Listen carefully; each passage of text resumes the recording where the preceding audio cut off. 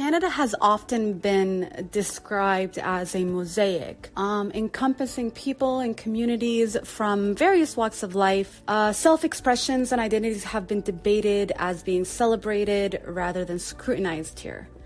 Unfortunately, that's a misconception that has caused more harm than good to minorities. I hear comments such as, "We are a diverse community," and hold multiculturalism in such a positive light. What people often forget to realize is multiculturalism and diversity does not necessarily equate acceptance. This concept of angel complex, where Canada and Canadians are much better than or progressive than other countries and regions, is a dangerous mindset to have, because it excuses us from being held accountable and reflecting on our policies and actions, because we tend to fall victim to comparing ourselves to neighboring countries. The reason I even bring this up is because how is it possible to have these mental models when our society is too afraid and reluctant to fully accept everyone?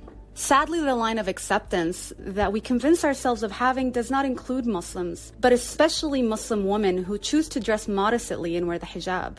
Women who choose to dress modestly face more discrimination because the hijab becomes a declaration and openly shows them as being Muslim. A woman that wears the hijab unfortunately must work harder to prove herself than a woman who does not, or who simply is passing. I would even include the fact that this specifically targets women than men, because you can clearly profile them because of their clothing and head covering. So gender discrimination is also included in this conversation, which I feel is often looked past. Islamophobia has always been prominent, and especially recently, with hate crimes being on the rise. Racial profiling has been a hot topic within the workplace.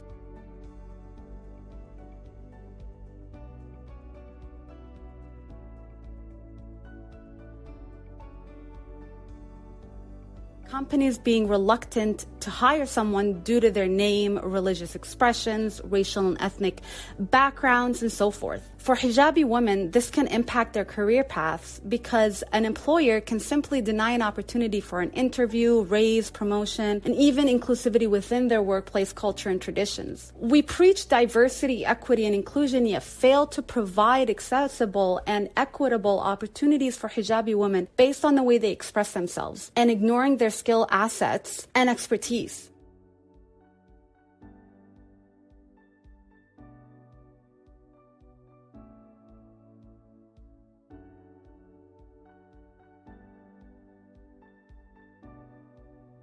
These discriminations happen to women constantly and unfortunately never make headlines. Further perpetuating this picture-perfect mentality, we try to convince society we have. Because the actual reality is not being highlighted enough, or even at all. Because of this othering perspective that we hold and these unconscious biases, it leaves some hijabi women to make the difficult decision to either not pursue employment, or some deciding to take it off to fit the Western culture concept in order to not look different. Additionally, these exclusive mindsets can affect hijabi women outside of their workplace as well. If women feel they cannot choose how they would like to dress at work, then it will evidently also lead to spillage in their everyday lives. They may become hyper-aware of such discriminatory and negative interactions, which can cause some to begin to internalize this hate and affect their own perception of themselves and begin to assimilate instead of acculturate. More so, they may even begin to seclude themselves from the rest of the communities, eventually forming siloed systems because of fear and repercussion from expressing their identities.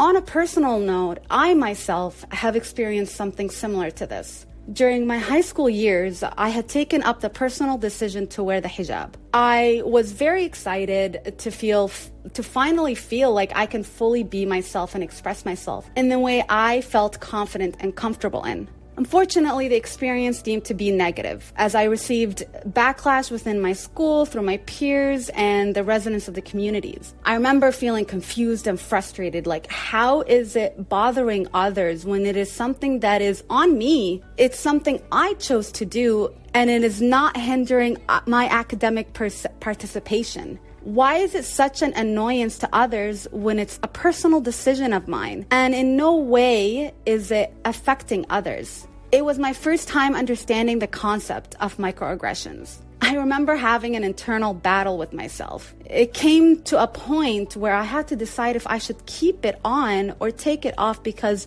the reactions were unbearable. I was distraught when I decided to take it off. And this eventually affected the way I viewed my own values and beliefs, because I began to make the connection that in order to be accepted, liked, and live without fear, I had to look a certain way. It was years of personal conflict and battles until 5 years later, after that incident, I felt more confident in myself and identity to fully embrace it. I share this because I wanted to emphasize that while we are discussing the policies behind hijab and religious symbol ban, it does not stop there. These policies begin to influence our mindset and behavior. We begin to subconsciously form biased opinions, and if those are left unaddressed, lead to microaggressions and other discriminatory actions. If we do not first hold ourselves accountable and practice self-reflection, we cannot expect to change our systems.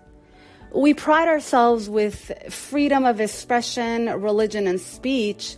So why is it that Muslim women in the community has been stripped of those rights? How are their choice and beliefs in wearing a hijab any different from other forms of self-expression? We cannot hold the title of being a welcoming and an inclusive community until we can safely, without fear of being ostracized or labeled or targeted, express our identities and not allow our choice of wearing an article of clothing hinder us from fully participating in society.